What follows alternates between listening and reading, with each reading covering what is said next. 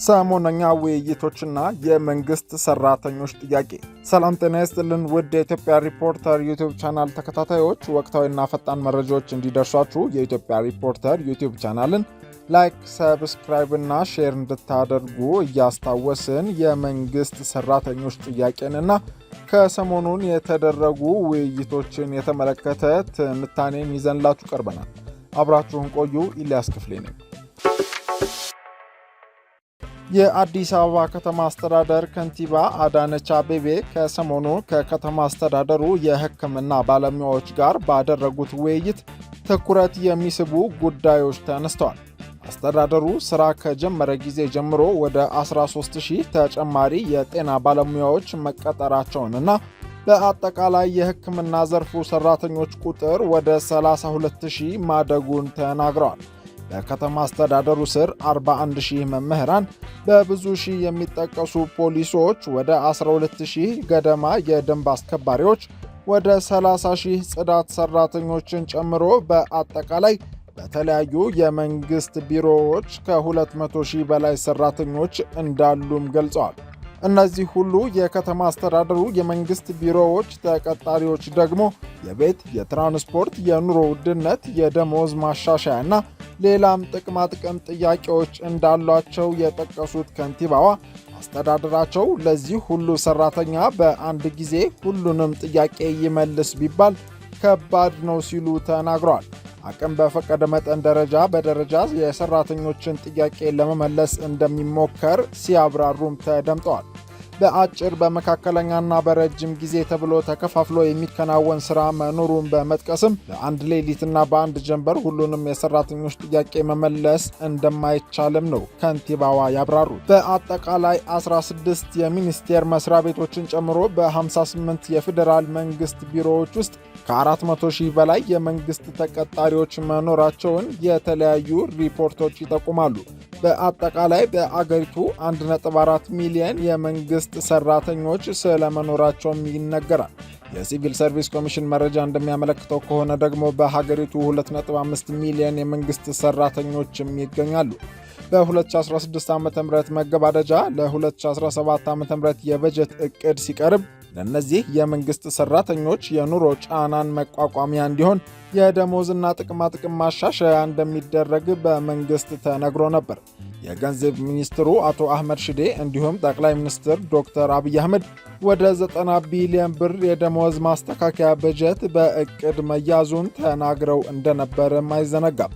በትንሹ 1500 ብር ዝቅተኛ ደሞዝ የሚያገኝ የመንግስት ተቀጣሪ ወደ 300% የሚደርስ የደሞዝ ጭማሪ እንደሚደረግለት ቃል የተገባ ሲሆን በየእርከኑ ላሉ ሰራተኞች ከ30 በመቶ ጀምሮ ጭማሪ እንደሚደረግላቸውም ነበር በእቅዱ የተገለጸው። ይህም ተደረገ ከተባለ ወዲህ ግን ደሞዝና ጥቅማጥቅም የሚጠይቁ የመንግስት ሰራተኞች ተበራክተው ቀጥለዋል። በቅርብ ዓመታት የዩኒቨርሲቲ መምህራን ደሞዝ ይጨመርልን የሚል ጥያቄ ማንሳታቸው የትምህርት ሚኒስትሩ ፕሮፌሰር ብርሃኑ ነጋ ጠንከር ያለ ምላሽ እስኪሰጡበት ድረስ መነጋገሪያ የሆነ ጉዳይ እንደነበር ይታወሳል። በሂደት የመምህራኑ የደሞዝና ጥቅማጥቅም ጥያቄ ወደ ሌሎች የሥራ መስክ ሰራተኞችም ሲሸጋገር መታየት የጀመረ ሲሆን ከቅርብ ጊዜ ወዲህ ደግሞ ከመምህራን በተጨማሪ ሐኪሞች ጠንከር ያለ የደሞዝና የጥቅማጥቅም ጥያቄን እያቀረቡ ይገኛሉ። ይህ የሰራተኞች ጥያቄ ደግሞ ከመንግስትም አልፎ ወደ ግሉ ዘርፍ ሰራተኞች የተሸጋገረ ሲሆን በቅርቡ የዲኤችኤል ሰራተኞች እንዲሁም የኤልሲዲ ኬብል ማምረቻ ሰራተኞች የደሞዝ ጭማሪ ጥያቄ በማንሳት ትኩረት መሳባቸው ይታወሳል። አሁን የሰራተኞች የደሞዝና የኑሮ መደጎሚያ ገቢ የማግኘት ጥያቄ እየበረታ የመጣው ደግሞ በሀገሪቱ ባለው ከፍተኛ የኑሮ ውድነትና የዋጋ አለመረጋጋት ጋር በተገናኘ ስለመሆኑ ይጠቀሳል። የዛሬ 2 ዓመት እስከ 35 በመቶ መድረሱ የተነገረው የኢትዮጵያ አጠቃላይ የዋጋ ግሽበት ምጣኔ ዓለም አቀፍ ትኩረት ጭምር የሳበ ነበር።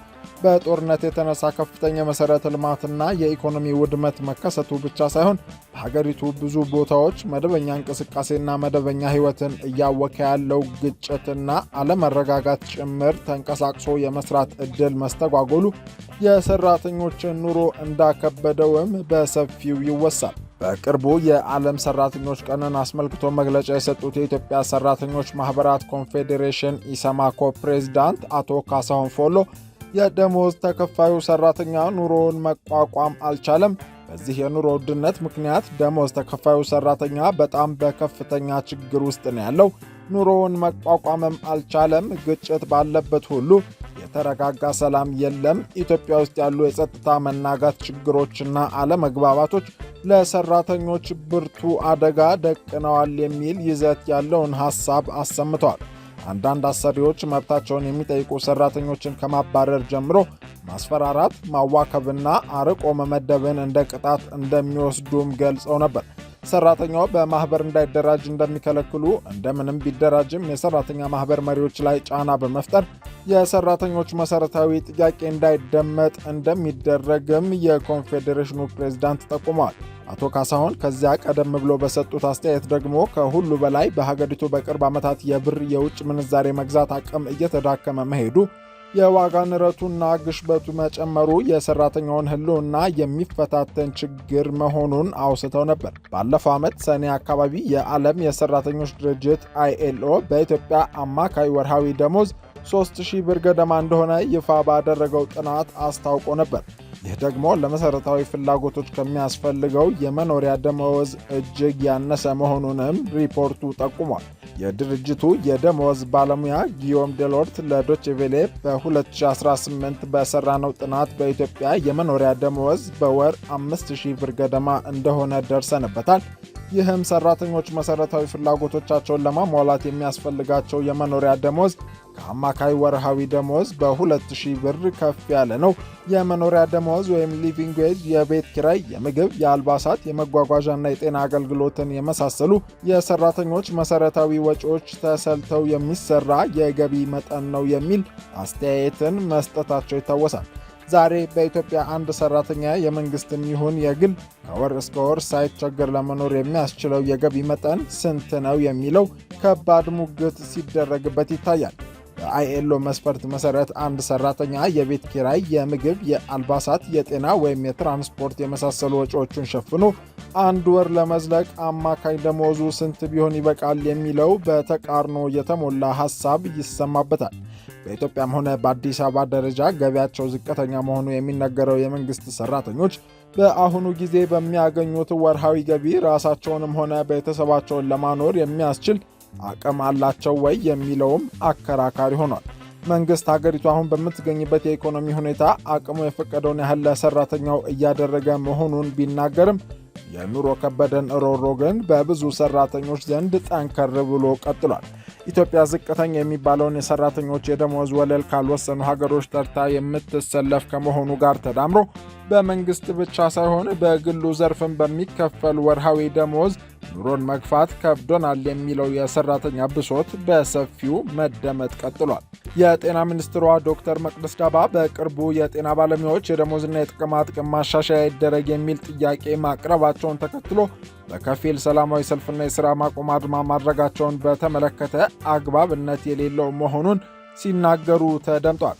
ሚኒስትሯ የሕክምና ባለሙያ በሥነ ምግባር ማገልገልን የሚጠይቅ በመሆኑ የሥራ ማቆም አድማ በማድረግ ሥራን ማስተጓጎል ተገቢ አለመሆኑንም ተናግረው ነበር። ባለሙያዎቹ የሚያነሷቸውን ጥያቄዎችና የዘርፉን ችግሮች በዘላቂነት የሚፈታ መፍትሄ በመንግስት መቀመጡንና እርሱን ተከትሎ በንግግር ችግሩን ለማቅለል መታሰቡንም ሲናገሩ ነበር። የጤና ሚኒስትር ዴኤታው ዶክተር ደረጀ ዱጉማ እንደተናገሩት ከሆነ ደግሞ የሐኪሞች ደመወዝና ጥቅማጥቅም ይሻሻልልን የሚል ጥያቄን መሰረት በማድረግ የሥራ ማቆም አድማ ይቅርታ የሌለው ስህተትና ተቀባይነት የሌለው እንቅስቃሴ ነው ተብሏል። የሥራ ማቆም አድማ ማድረግ ለሐኪሞች እንደ ወንጀል የሚቆጠር መሆኑን በመጥቀስም አስፈላጊ ከሆነ እስከ ሙያ ፈቃድ መንጠቅ ያለ እርምጃ መንግሥት እንደሚወስድም አሳስበው ነበር። የሐኪሞችና የመንግሥት ውዝግብ አይሎ ቢሰነብትም በሂደት ግን መንግሥት ከተለያዩ ዘርፍ ሠራተኞች ጋር ተቀምጦ ንግግር መጀመሩ ተሰምቷል።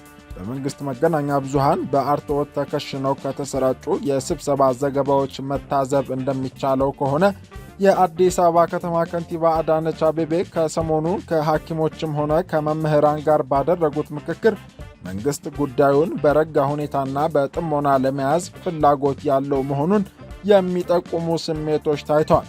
የመኖሪያ ቤት መስሪያ ዕድል ማግኘት፣ የቤት ኪራይ አበል፣ የትራንስፖርት አቅርቦት፣ የደሞዝና ጥቅማጥቅም ጭማሪና የመሳሰሉ ጉዳዮች በሰፊው የተነሱባቸው የመምህራንና የሐኪሞች ውይይት መድረኮች ከንቲባዋ መልስ ያሉትን ጉዳይ ማብራሪያ ሰጥተውበታል።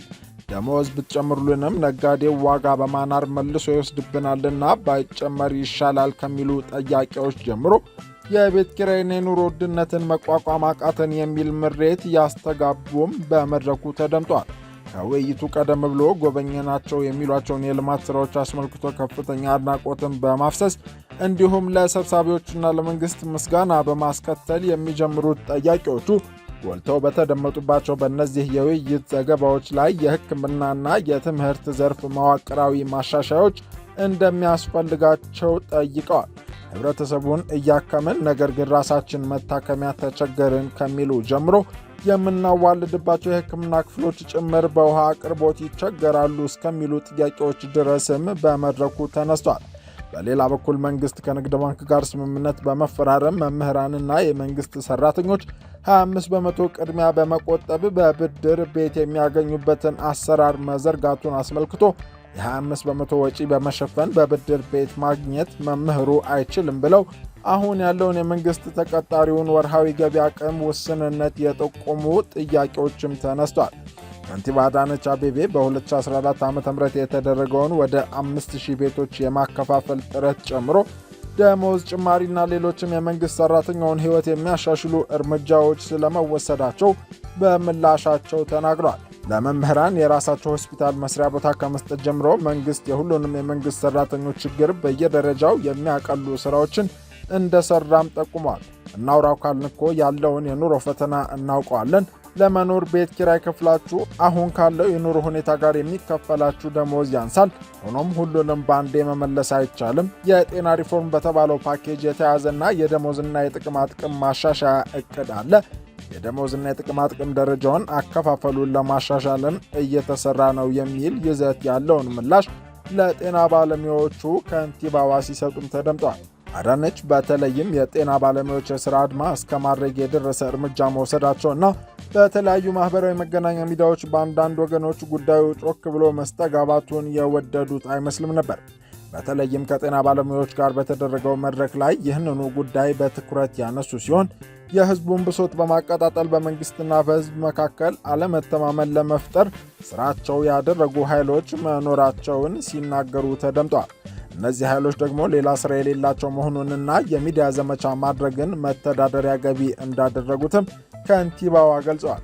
የትኛው ችግር ነው ድንገት የተፈጠረው? የቤት ጥያቄን ከጥንት ጀምሮ ነበር። ቤት ያስፈልጋቸዋል ተብሎ ቀስ በቀስ ቢያገኙ ዛሬ የሁሉም ይመለስ ነበር። ድግ ብሎ በአንድ ቀን ካልተመለሰ ሲባል ከባድ ነው።